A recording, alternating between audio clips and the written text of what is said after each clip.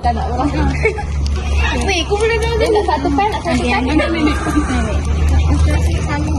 Ya, aku dah cakap. Ini. You kena tengok ni. Ni. Besar balik. Alah korang ni.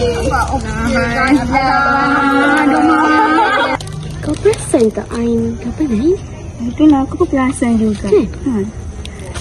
Cik kau pun sekali. Kenal aku nampak dia masam-masam tu. Kita nak cakap tak dengan kawan kita? Kita kena cakap tu. Kan? Kita nampak ni. Mana Ain? Dari tadi tak nampak je. Ya Allah. Mana Ain? Lah, kau pun tak tahu ke? Kenapa? Aku ni Ain ni dah lama dah aim dia, Wi. Aim kenapa? Dia nampak lain mas. Kau ingat tak? Minggu lepas kita ada group discussion. Ya? Dia nampak lain, Wi. Dia tak tengok pun kita berbincang tu. Dia macam penyok je.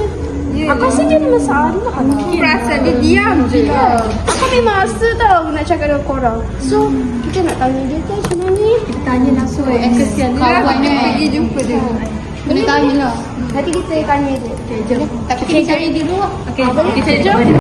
Kadang, diam tu bukan malas, tapi minta tolong tanpa suara. Nak, kita kat sini seorang. Kita order. Boleh dah. Okey ke? Actually aku dah lama pendam.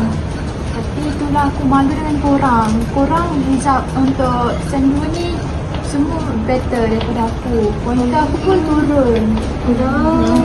Kau ni macam tu. Okay, kita orang tak pernah pergi kantor bukan?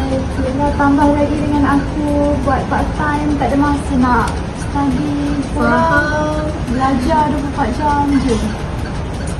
Janganlah. Tak nak apa-apa. Kau cakap je kita orang. Ada apa-apa masalah kongsi je. Cakap je. Kita semua boleh jadi tempat dia berpaut.